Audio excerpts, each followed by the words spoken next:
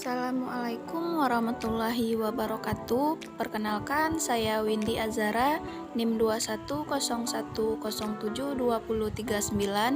dari kelas 2B D3 Akuntansi. Baiklah, di sini saya akan menjelaskan mengenai materi laporan keuangan bank.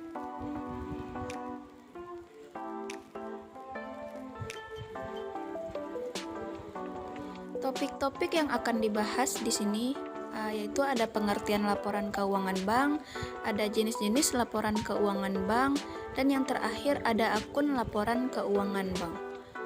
Pengertian laporan keuangan bank. Laporan keuangan merupakan media untuk menyampaikan informasi keuangan yang dibutuhkan oleh pengambilan keputusan. Laporan keuangan dibuat setiap periode tertentu. Ada 3 jenisnya. Yang pertama, laporan bulanan. Laporan keuangan bulanan ini disiapkan selama setahun dan pencatatannya setiap akhir bulan. Laporan keuangan bulanan ini juga merupakan kebijakan antar kantor pusat bank dan seluruh cabang bank hingga perwakilan bank. Selanjutnya, laporan keuangan triwulanan.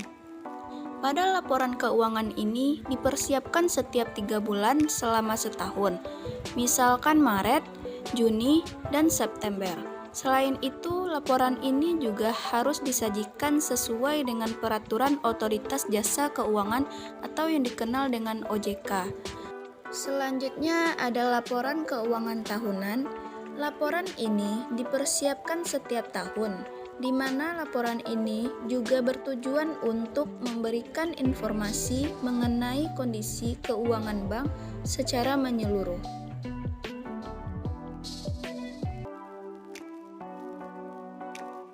Selanjutnya ada jenis-jenis laporan keuangan bank.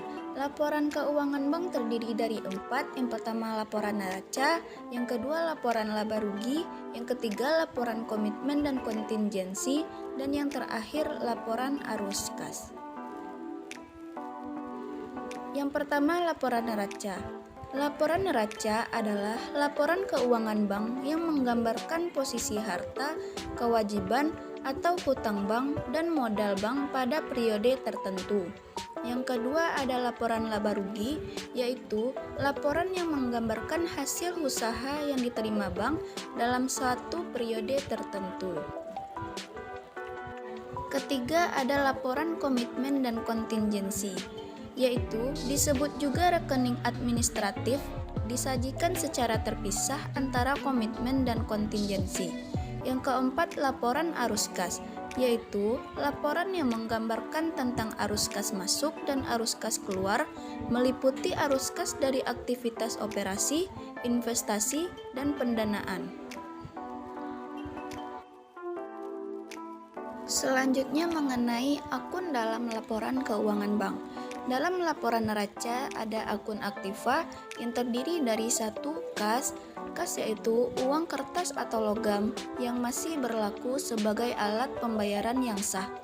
Yang kedua, penempatan pada BI, yaitu saldo rekening giro bank yang bersangkutan di Bank Indonesia. Yang ketiga, penempatan pada bank lain, yaitu penanaman dana pada bank dalam bentuk interbank, call money, tabungan, dan deposito.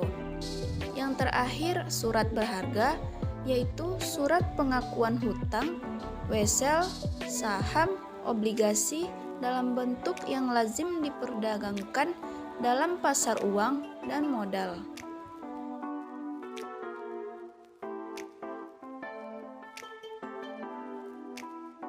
Kelima, kredit, yaitu pinjaman yang diberikan kepada pihak lain yang mewajibkan peminjam untuk melunasi hutangnya setelah jangka waktu tertentu. Yang keenam, pembiayaan syariah, yaitu pinjaman yang diberikan dengan menggunakan akad mudharabah atau yang dikenal dengan bagi hasil. Yang ketujuh, penyertaan, yaitu penanaman dana dalam bentuk saham perusahaan lain untuk tujuan jangka panjang. Kedelapan, pendapatan yang akan masih diterima, yaitu imbalan yang diperoleh atas penggunaan aktiva atau sumber ekonomis suatu bank oleh pihak lain.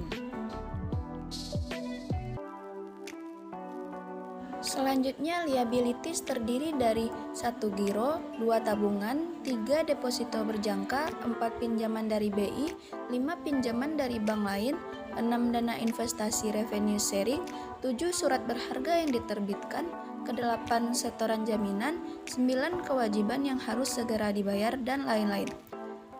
Pada modal terdiri dari 1 modal disetor, 2 cadangan umum, 3 laba tahun lalu, 4 modal pinjaman. Selanjutnya dalam laporan laba rugi terdiri atas 2, yang pertama pendapatan dan yang kedua beban. Pendapatan operasional bank merupakan pendapatan yang diterima dari kegiatan pokok perbankan. Pendapatan ini terdiri dari yang pertama pendapatan bunga, kedua pendapatan provisi dan komisi, ketiga pendapatan operasional selain bunga, keempat pendapatan non-operasional, dan lain-lain. Yang kedua ada beban bank, yaitu merupakan pengeluaran yang dilakukan suatu perusahaan dalam rangka menciptakan atau memperoleh pendapatan. Beban bank ini terdiri dari yang pertama beban bunga, kedua beban overhead, ketiga beban non-operasional, keempat pajak penghasilan, dan lain-lain. Selanjutnya dalam laporan komitmen dan kontingensi terdiri atas 2, yang pertama komitmen. Komitmen merupakan suatu ikatan atau kontrak berupa janji yang tidak dapat dibatalkan secara sepihak dan tidak harus dilaksanakan apabila persyaratan yang disepakati bersama dipenuhi. Komitmen ini terdiri dari yang pertama tagihan komitmen. Tagihan komitmen adalah komitmen yang akan diterima oleh suatu bank dari pihak lainnya. Tagihan komitmen yang terjadi pada bank selama periode pada umumnya terdiri atas berikut. Yang pertama fasilitas pinjaman yang diterima dan belum digunakan. Jenis komitmen fasilitas pinjaman yang diterima ini meliputi fasilitas pinjaman yang akan diterima oleh bank pelapor dari bank lain dan belum dipergunakan pada tanggal penyusunan laporan keuangan. Nilai komitmen yang disajikan dalam neraca adalah sejumlah nilai nominal penarikan atau pelunasan atas fasilitas tersebut dan sesuai dengan kesepakatan yang tertulis dalam perjanjian pemberian fasilitas kredit tersebut. Yang kedua ada kewajiban komitmen. Kewajiban komitmen adalah komitmen yang diberikan oleh bank pelapor kepada nasabah atau pihak lain. Kewajiban komitmen ini terdiri atas 1. Fasilitas kredit kepada nasabah yang belum ditarik. Fasilitas kredit kepada nasabah adalah fasilitas kredit yang telah disetujui oleh bank untuk diberikan kepada nasabah dan masih berlaku untuk digunakan oleh nasabah.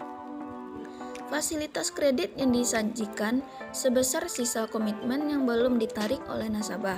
Pencatatan nilai fasilitas kredit yang diberikan bank kepada nasabahnya adalah sebesar jumlah fasilitas yang telah diberikan dikurangi dengan penarikan-penarikan yang dilakukan oleh nasabah bersangkutan dan dapat ditambah dengan pelunasan atas penggunaan fasilitas sesuai dengan perjanjian persetujuan kredit tersebut.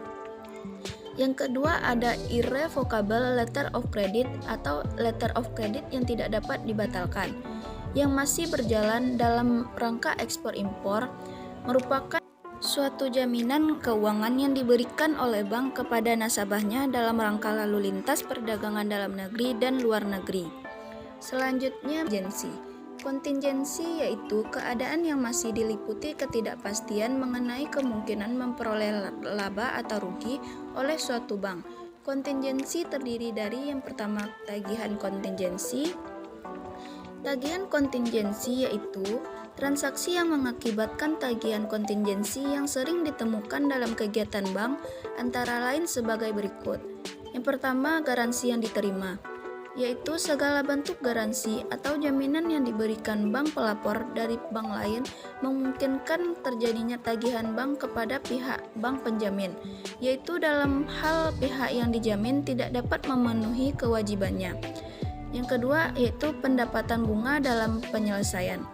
yaitu tunggakan bunga dari debitur atau pihak penerima kredit yang telah dinyatakan tidak lancar menurut kriteria bank. Dalam akuntansi bank tidak diakui sebagai pendapatan bunga. Tunggakan bunga tersebut baru diakui sebagai pendapatan bunga pada saat benar-benar diterima pembayarannya. Yang kedua yaitu ada kewajiban kontingensi. Kewajiban kontingensi ini terdiri atas yang pertama, garansi yang diberikan, yaitu garansi yang meliputi semua garansi atau jaminan yang diberikan bank kepada pihak lain seperti penerbitan jaminan dalam bentuk bank garansi risk sharing, standby letter of credit, wesel, promise, dan lain-lain. Kedua, yaitu ada revocable atau pembatalan letter of credit yang masih berjalan dalam rangka ekspor impor.